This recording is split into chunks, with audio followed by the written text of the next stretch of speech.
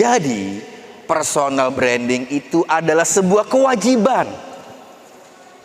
Bukan karena ingin laku dagangannya, bukan karena omset supaya, bukan. Karena personal branding itu persoalan kepribadian.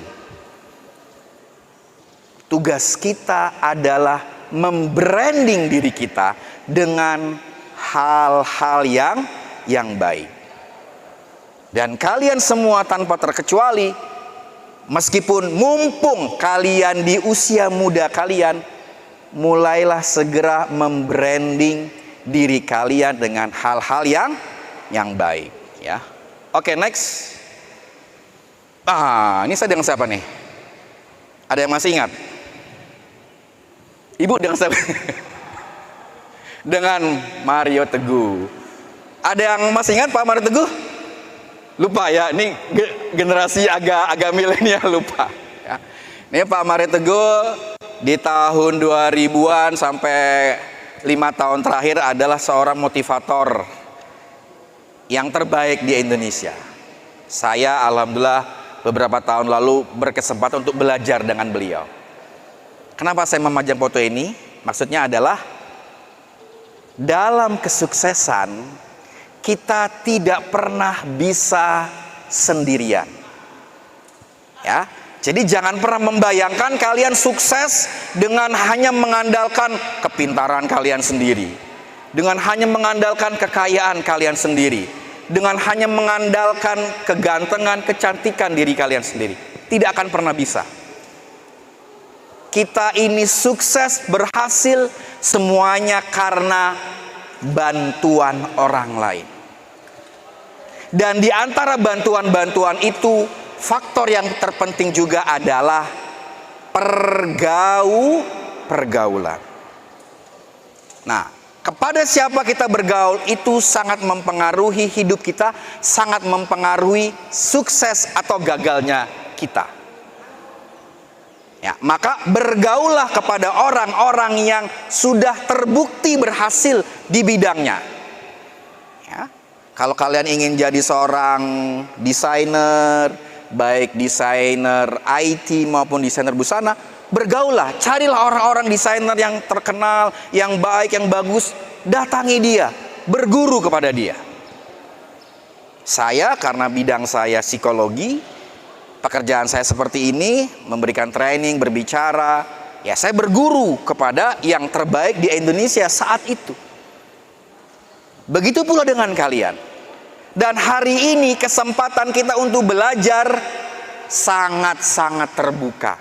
Tidak harus bertemu dengan orangnya. Kita bisa belajar melalui digital online, melalui YouTube, melalui TikTok, melalui short video, banyak sekali.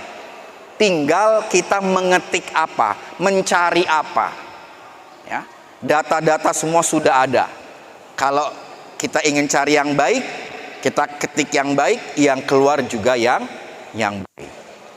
Ya, oke. Next, start. Tadi itu ya, mengapa kita perlu personal branding?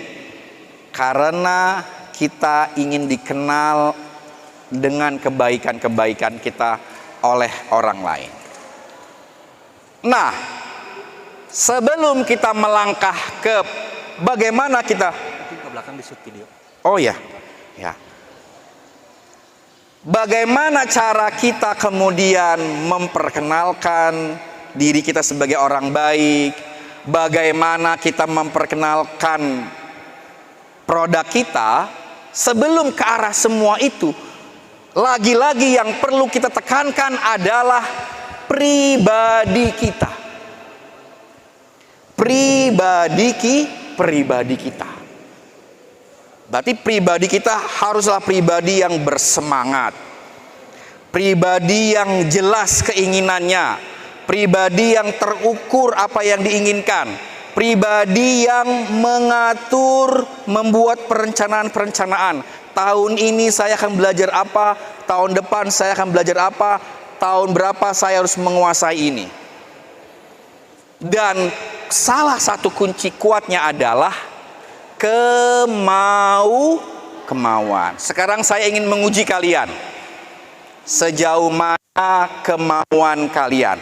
Ya, saya uji nih. Saya perlu kocek dulu, ambil dulu sesuatu di kantong saya. Ini apa ini? Uang berapa? 50.000. Saya tes. Siapa yang mau uang 50.000 ini? Kok cuma 2 di belakang? Kok cuma 3 di depan? Kok cuma 4? Siapa yang mau uang 50.000 ini? Kok cuma angkat tangan doang? Siapa yang mau uang 50.000 ini? Kok di belakang cuma angkat tangan doang di belakang itu? Siapa yang mau uang 50.000 ini? Jangan sampai saya kehabisan suara ini. Siapa yang mau 50.000 ini?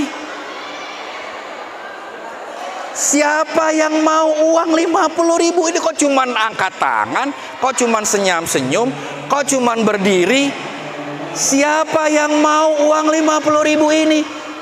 Kok ragu-ragu? Kok cuman berdiri? Siapa yang mau uang 50.000 ini? Siapa yang mau uang? 3 kali lagi saya bilang ya.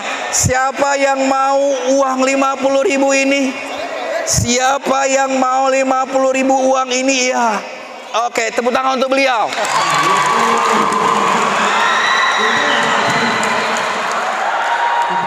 Siapa namanya? Siapa namanya? Pak Dede. Pak Dede jangan-jangan udah tahu bocorannya ini ya. Nah, adik-adik sekalian, apa pembelajarannya? Itu namanya kemauan. Itu namanya mau. Kemauan itu harus diikuti dengan action. Ayo, 1, 2, 3, action. 1, 2, 3, action. Harus dengan tindakan. Ini hampir nyampe ini. Cuman dia kalah oleh ragu-ragunya. Kalah oleh takutnya. Takut salah, ya kan? Takut dibilang ini. Nah itu. Jadi tahu ya, kemauan adalah sebuah action, tindakan. Kalau mau ini, jangan mau doang, jangan mimpi doang, jangan nulis doang. Kerjakan, capai, datangi, beli, coba lagi, terus sampai dapat.